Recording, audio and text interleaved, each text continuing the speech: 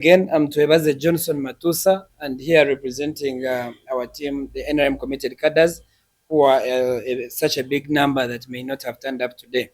The NRM committed cadres has been in existence since 2011, and we've been doing our best to mobilize for the NRM, to mobilize support for the NRM. It is at this honor that the NRM and our flag bearer, the President Yoweri Kaguta Museveni, are using the slogan of protecting the gains.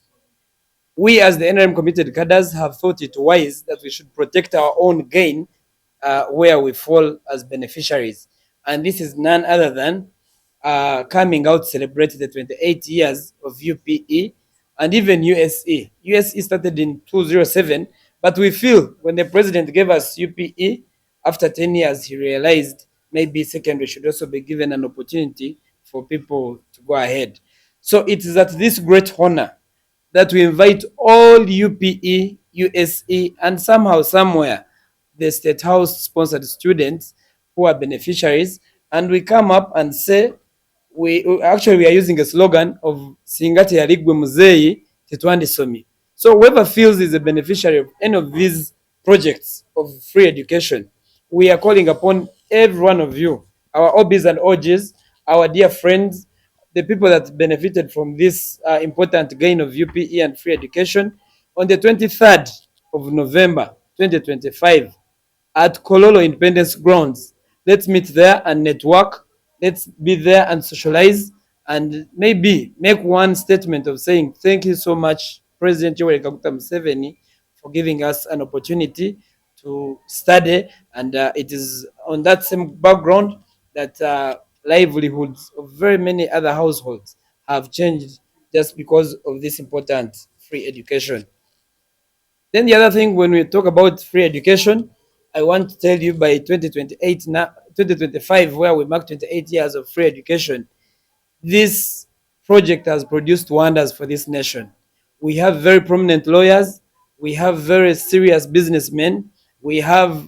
very important and very special farmers who are model farmers now. You cannot really underlook this kind of gain that the NRM has really given us. Therefore, we invite all of you out there. Let's meet in Kololo on the 23rd of November 2025. And the chief guest is our champion of this project, and that is none other than His Excellency Yoweri Kaguta Museveni, the President of the Republic of Uganda. Umuntu yakutsigire yirikire wano reba shuware ngo ikindi cyo gukora muri cyashye umutandike busi umusija kargarwero yija kwa government ruhini mbunde shitami yagebe mbere myaka 20 muri nyuntani mbagira ngo Museveni ni nkoko muzana penalty box akakutsaga oyine cyo isezi ibiro zo gukora ecyo kubanze cyo kubasa kora no kutayo kugoroka ya hompira umurimo rw'umpira mbagete successful tako kimayisa ngo ya hompira kandi uguruko muzana kwa kutema konko bwiro bwingi ntumisingo mpira sitemo kuguru hata ko kutema kuguru refa ine bintu bibiri nata penalty kwa direct red card yonka gira abanyayuganda n'abajyango mbweni nyo urana ndiyo kukanso mushijo ngandi yo kumuhakana sakari konka myaka kinana ya president aha myaka 80 yaza kumarumbo yembezi nyo Paul think tayi kuguru kwa nyenka temera Museveni no box waba no teka temwe neteka tekete ina hariyeje libiye katayo kuguru nejamu neza kuye hompira netsigazi hange katemo kuguru kwa Gaddafi baje red card baje na penalty amhanga menje gateriyo kuguru kutema bebezo myaka ejo ngo ngagezo kuye hompira garemirwe gatemo kuguru gatunga red card mbweni nyo kinta kuza kwegita hona kake oba President Museveni mukunda oba tindu kumukunda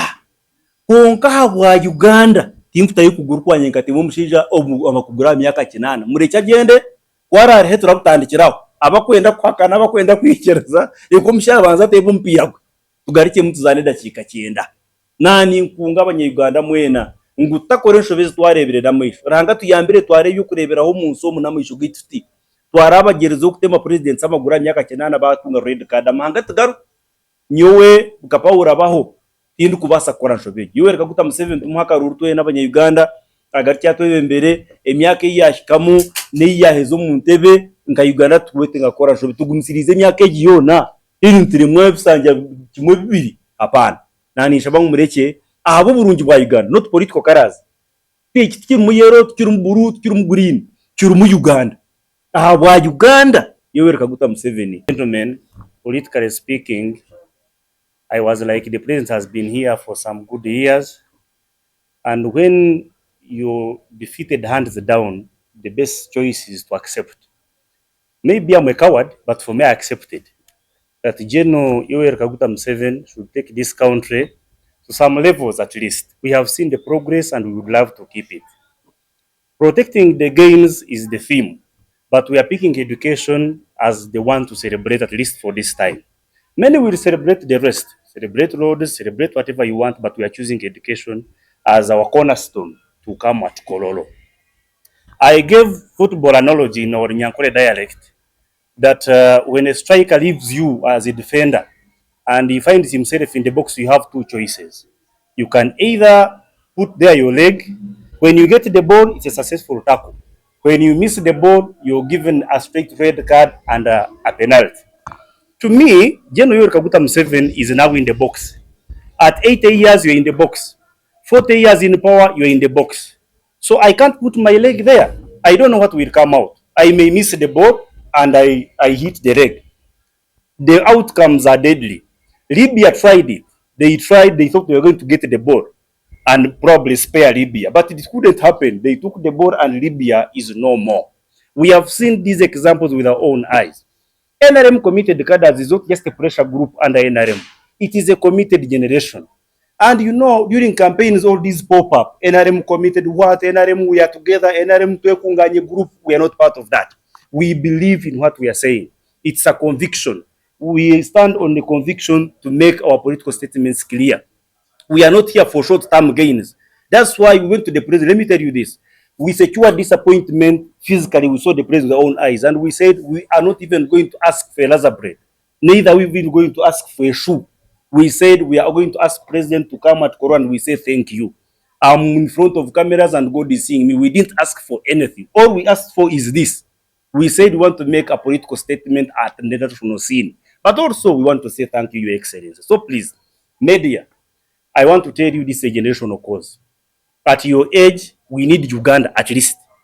I may be in some disagreement in some areas with the president, but Uganda is better than all of us and should stay. For Uganda to stay, we should avoid the mistakes that we have seen. Ladies and gentlemen, my name is Valentine Muhereza, aka Kachina, a proud UPE product. My story is, first and foremost, I want to thank God for making this happen, but also thank His Excellency Yoweri Kaguta Museveni and NRM government for introducing UPE program in 1997 that paved a way for most of us, including me myself. So my story is, I was studying from Kawavi's Primary School in Shema district, and when I was in P3 by 1990, we shifted to Mubende. My dad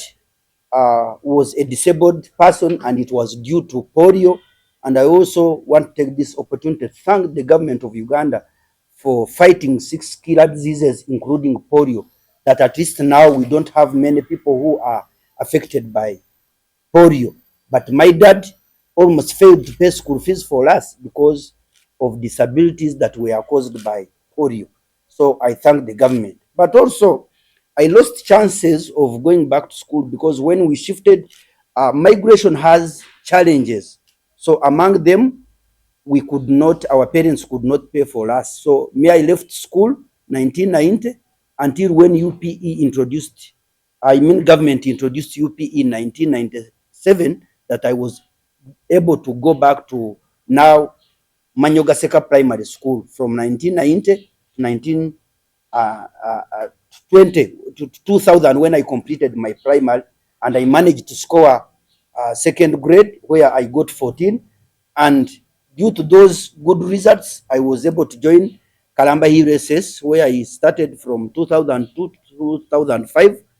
I was in primary. In fact, I was a head boy. Even in secondary, I was a head boy, and I finished my senior 4 in 2005, where I got 31. And there I left school. I joined the COMED, when they are talking about the success of UPE, we should not even look to lawyers only, to other government people, but also people, comedians like us, or people with talents who can also bring something on our family's table. So I became a comedian. I worked in media, TV, radios, and in 2017, I decided to go back to school, and I joined Weldon School, where I scored 11. Then I went to Bishop Stuart, got my bachelor's degree in journalism and mass communication.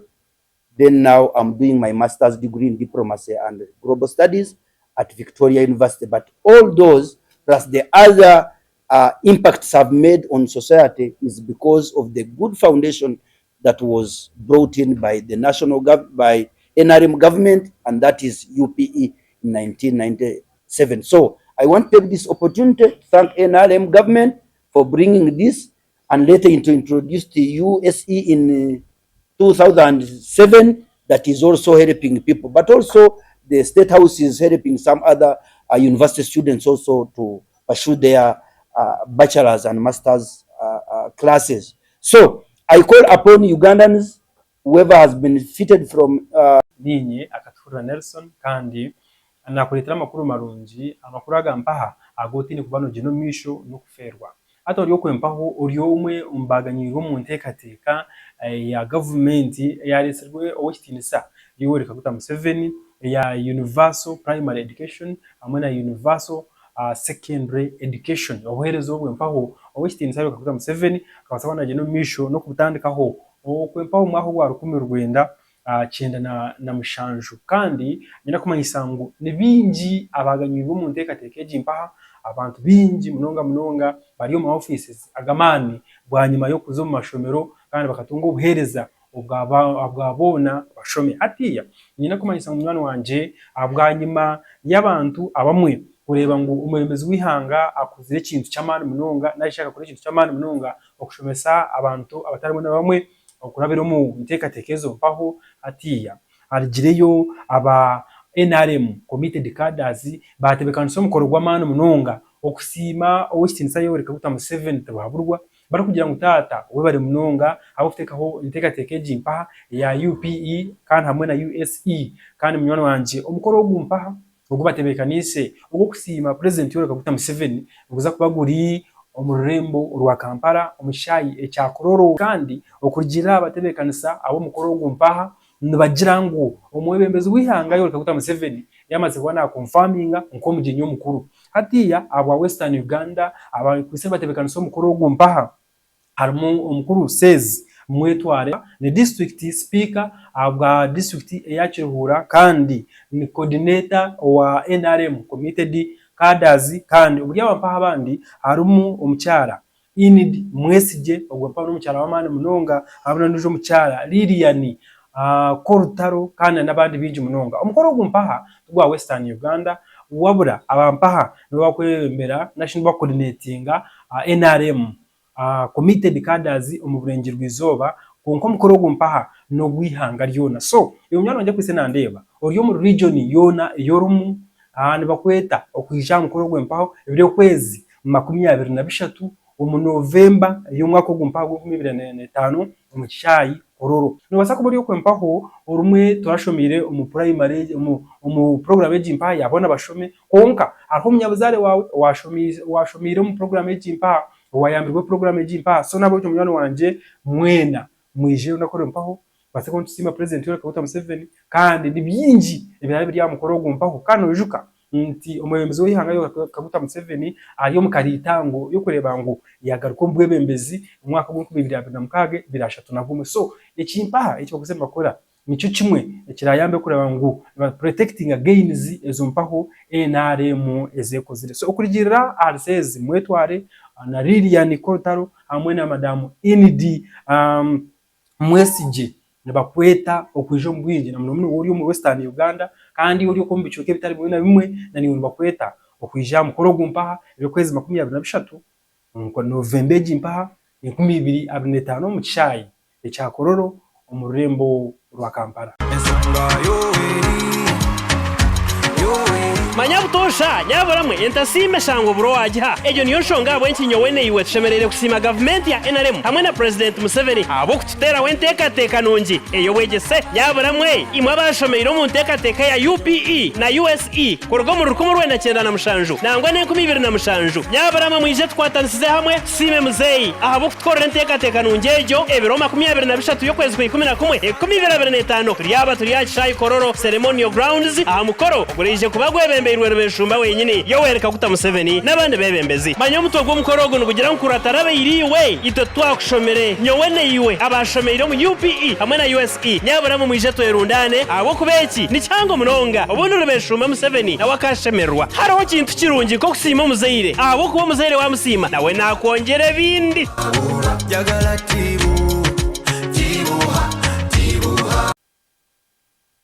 abanyayuganda mwena abakutureba nyenda kutwara mu gishogu ubwo kubasima abo kurura kampeni yitu mukagitaho umutima bizoba ibiro byo kwezi 16 by'ukwezi 11 twateraniraho mu rurembo rwambarira nga region yitu ya Burengero izoba kora statement ningasho kugamba aha kibina cyitu cya NRM committed cadres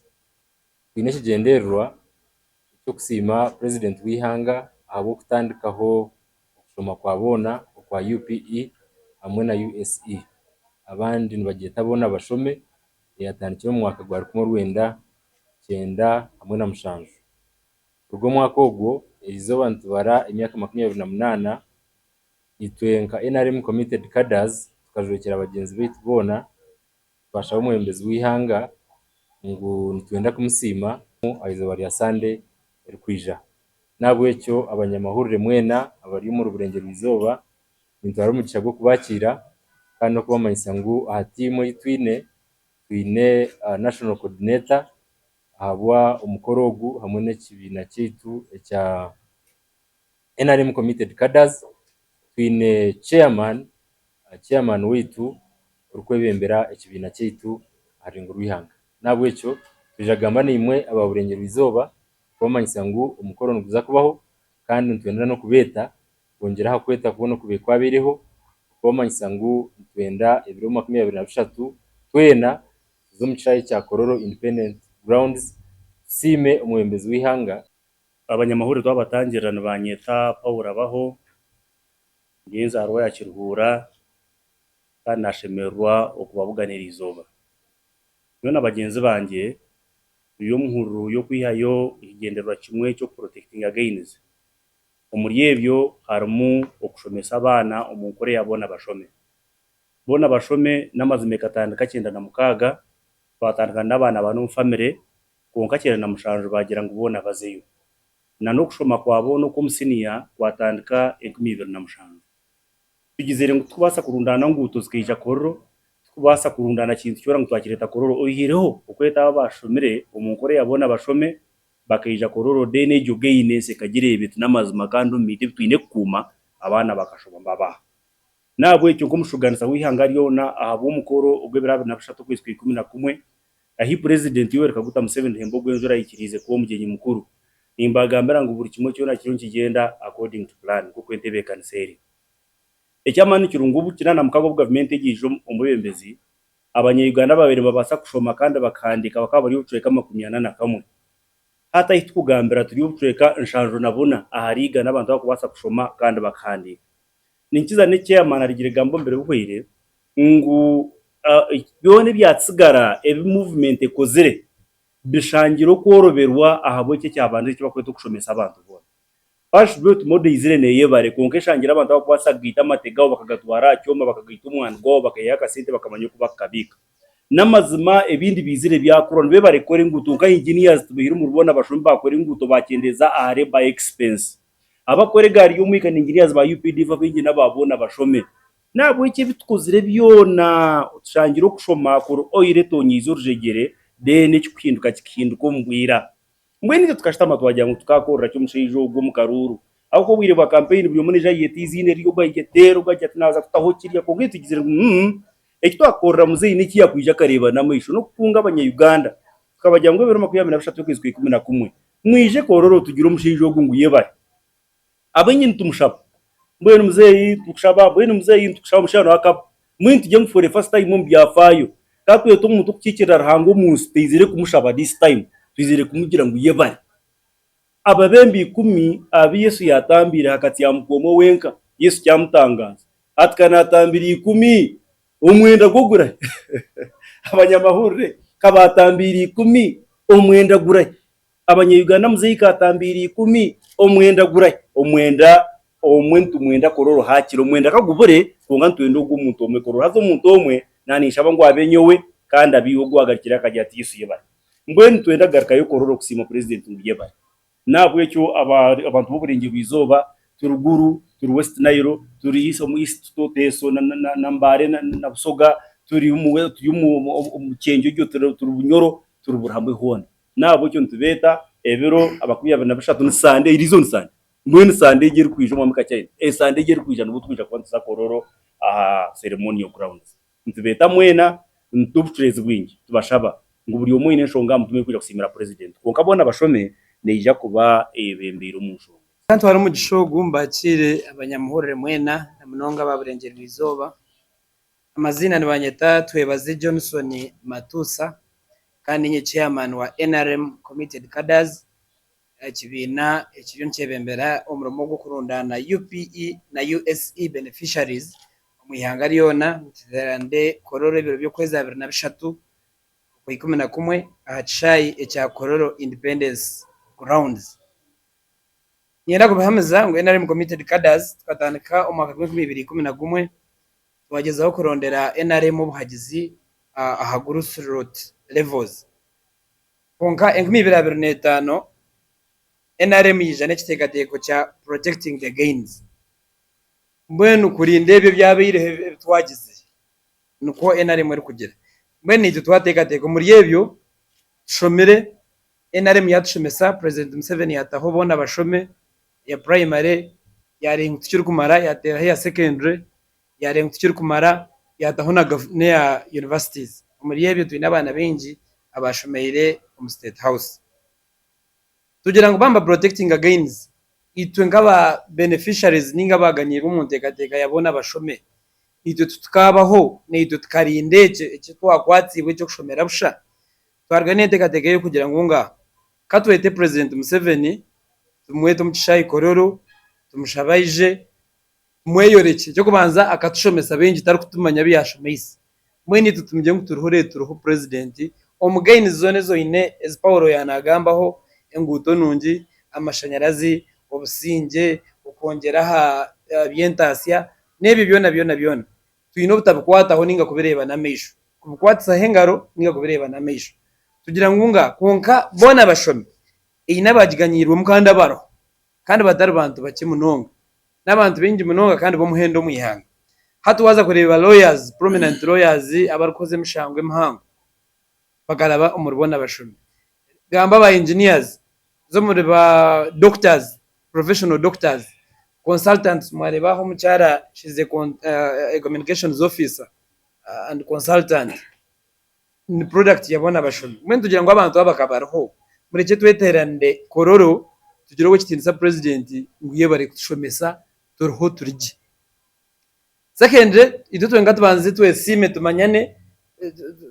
networking okushikana okuhanise bitegateko okumanyana no kubundi bitegateke kitwa kubasa kongera aha kitwa kwatiwe ecyo bwegese omuri yecho ntwenda kusima president kumusimira okutahobona bashome abantu bakaganyirwamo kor kureba bona bashome takatandikire cyera namkaga garkenyuma abana baye bari mu mashomero bakaba yari millions 2 n'emitwara 5 hati bwanyuma ya cyenda na mushanjo ba leta bona bashome banyirwa umurubona bashome nahabwe cyo cyo nga president agakitambira yakitereza no kumanya kwa abantu kwa kushoma bagire bakora bagire intasi bihindura makagabo eki Paulo yanagamba no shote nasezi nawe yakigamba ko kweza kutungura abantu bashoma bayitegereza ebindi byone byo kubaretamu ntiborobera ahabo kubane bamanya Museveni actually no byabe natanka entekateke yabona bashome wakagetire basic education buri muntu cyangwa basa kutandikira mwene yabere basic education hatagizire products zo kurebera nahabwe cyo ntweta abanyarwanda mwene aho kubori ngo mwije tugerande kororo ebiro byo kwezi 23 byo ku 11 iriabere sandege kwija acha ikororo independence grounds umuriye cyo ntwenda ngutere n'abanyarwanda bono muranga ntwenda ngo izobe riyo tukoze sizoba ndiyo rumwe simo kitintu sa president kandi tugarike tumushagiki agarike ebiro byo kwezi 15 byo kubanza 2026 tumutere agarike mu government abe president wihanga tuve twarinda bona bashome yitu nabana beitu abituzeyire bagiganyirwemo nabana babagenzi beitu bagiganyirwemo nabituzeyirwe nababakiriyo no bashoma ubonda batakwebase inteka tekeje yabona bashome egumizeho ebeho kandi abantu beyongere ubundi kushoma no kwetegereza mwene ntubeta ni mwenka members of the press abariyaha abakobare products za UPE na USA mwene ntubeta muje tuze kororo simo ukitirisa president abo kuma mu mugu yatkoreye kakutari mu mugu kuzanda nubwo ubundi ogutereza umugisha bwo kuba icyabantu bari ubona ko NRM Committed Kada bategese olukungano lw'enjawulo olwabo n'abasomera ko masomero ga UPE ne USE olugendo kubera okusandenge nakuzo mwezi 23 omwezi kuno gwe 11 aho ku kisawe ky'amefuge kololo nga tujaguze emyaka 28 eja UPE ne USE eganyuddwa banna Uganda nga bafuna ebyenjigiriza eby'omulembe okwetoloola eggwanga lyonna wasomera mu kitundu kya Uganda mu jefene tusisinkane kawamu okwongera okumanyigana n'okufuna omukisa okumanya ku nteekateeka ezo gavumenti zetuteereddewo okwongera okwekulaakulanya era ng'omugenyi omukulu ajja kuba president wa Uganda His Excellency Yoweri Kaguta Museveni era nga yakwatidde bendera ekibiina kya NRM ku kifo ky'omukulembeze w'eggwanga 2026 n'olwekyo ba OBs ne ba OGs mwenna okuva mu masomero ga UPE ne USE mujje tubeewo nga twaniriza His Excellency the President of Uganda ku lunaku lwaffe nga tujaguza emyaka 28 egy'enkole ne ya UPE ne USE aho ku kisaawe ky'amefuge kololo ku Sande ng'ennaku z'omwezi 23 omwezi guno gwe 11 Banyabo nabaramusyaho izina lyanjye ndi Valentine Muhereza Kachina kandi nisima ruhanga bweri izoba na nabwo butegeke burungi bwa NRM bukwebemberwa His Excellency Yoweri Kaguta Museveni konka nyenda kusima na NRM committed cadres